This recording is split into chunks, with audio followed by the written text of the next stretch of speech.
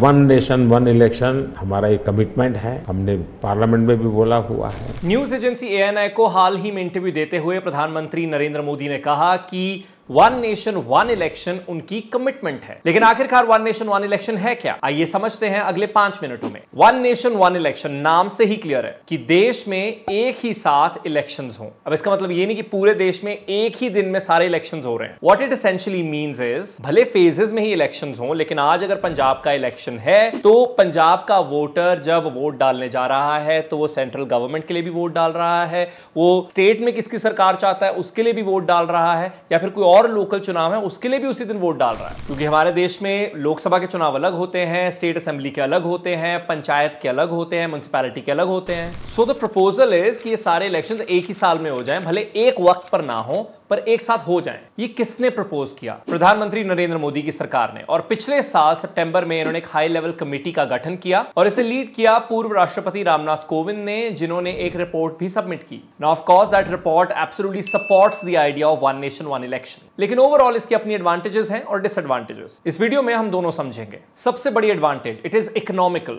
एक बार इलेक्शन जब होते हैं तो ECI का काफी खर्चा होता है, यानी इलेक्शन कमीशन ऑफ इंडिया का। 2009 के इलेक्शंस में 1115 करोड़ रुपए का खर्चा हुआ था। फिर 2014 में this amount tripled, 3870 crore rupees. 2019 का डेटा अवेटेड है। But the point is multiple elections होंगे तो मल्टीपल टाइम्स खर्चा भी होगा ना। जब जब इलेक्शंस होते हैं तो मॉडल कोड ऑफ कंडक्ट लागू किया जाता है, जिसे हिंदी में आचार संहिता भी कहते हैं। ये कुछ रूल्स और रेगुलेशंस होते हैं जो पार्टीज को, लीडर्स को फॉलो करने होते हैं जब इलेक्शंस पास में होते हैं। इसमें एक सबसे बड़ा रूल ये होता है कि आप कोई नई स्कीम या नया प्रोजेक्ट नहीं लॉन्च कर सकते, क्योंकि उसमें एक एडवांटेज उसके लिए हो जाता है जो पार्टी पावर में होती है, क्योंकि इलेक्शन जीतने के लिए they can launch a project, they can start a scheme, so वो सब अलाउड नहीं होता है। अब हमारे देश में कभी ना कभी कोई ना कोई इलेक्शन चलते रहते हैं, जैसे अप्रैल में, जून में इस वक्त जनरल इलेक्शंस हो रहे हैं लोकसभा के। उसके बाद अक्टूबर में हरियाणा और महाराष्ट्र के इलेक्शंस होंगे, नवंबर दिसंबर में झारखंड के इलेक्शन हो रहे हैं। इलेक्शन से पहले मॉडल कोड ऑफ कंडक्ट उस इलाके में लगा दिया जाता है जहां पर इलेक्शन होते हैं। अब उसकी वजह से नए प्रोजेक्ट्स, नई स्कीम्स लॉन्च नहीं हो पाती, तो जनता का काफी काम रुका रहता है। इलेक्शंस में ह्यूमन रिसोर्सेज की काफी जरूरत होती है। CRPF, bank employees, school teachers, इन सबको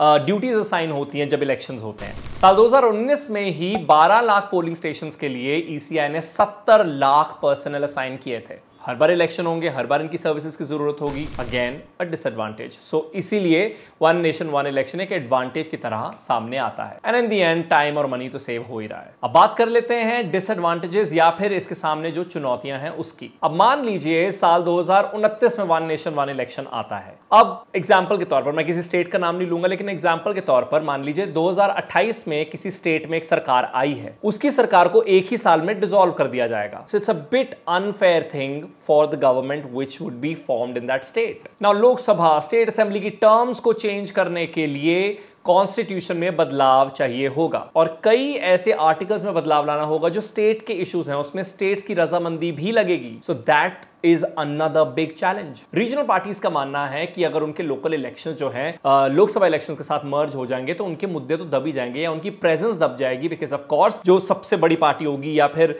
जो नेशनल लेवल की बड़ी पार्टी जिसके पास बहुत फोर्स है, पैसा है, उसी की ज्यादा चर्चा होगी और लोकल रीजनल पार्टीज कहीं ना कहीं दबी रह जाएंगी। ऑपोजिशन का यह भी मानना है कि भारत में फेडरल स्ट्रक्चर है, यानी सेंटर में एक सरकार, स्टेट में एक सरकार। इस स्ट्रक्चर को खतरा है अगर वन नेशन वन इलेक्शन आता है। एक वोटर जब वैसे भी एक ही साथ सारी चीजों के इलेक्शंस के लिए वोट डालने जाता है तो कहीं ना कहीं वो इन्फ्लुएंस भी हो सकता है कि जिस पार्टी का लेट्स से इस वक्त दबदबा है उसी पार्टी को वो हर जगह वोट कर सकता है for central government also, state government also. So कहीं ना कहीं फेडरल स्ट्रक्चर जो है वो थ्रेटन हो जाता है। And then opposition also says कि माना इलेक्शंस बहुत एक्सपेंसिव प्रोसेस है, लेकिन इसका मतलब ये नहीं कि हम जो हमारी डेमोक्रेटिक वैल्यूज हैं उसको खतरे में डाल दें। इस one nation one election panel के हिसाब से उन्होंने 62 पॉलिटिकल पार्टीज को अप्रोच किया था, 47 ने रिस्पॉन्ड किया, जिसमें से 32 ने इसे सपोर्ट किया। सपोर्ट करने वाली पार्टीज में ऑफ कोर्स बीजेपी है और ज्यादातर उनके allies. And then 15 parties opposed it and several regional political parties did not respond. In the end just FYI, BJP के मैनिफेस्टो में वन नेशन वन इलेक्शन का प्रॉमिस है, यानी उनका कहना है कि अगर वो पावर में आते हैं तो वो इसे लेकर आएंगे। Yes, it has many unanswered questions, yes it has challenges, yes it has disadvantages, लेकिन जीत इनकी होती है या फिर इसके एडवांटेजेस की, ये आने वाला वक्त बताएगा। You let me know your thoughts in the comment section.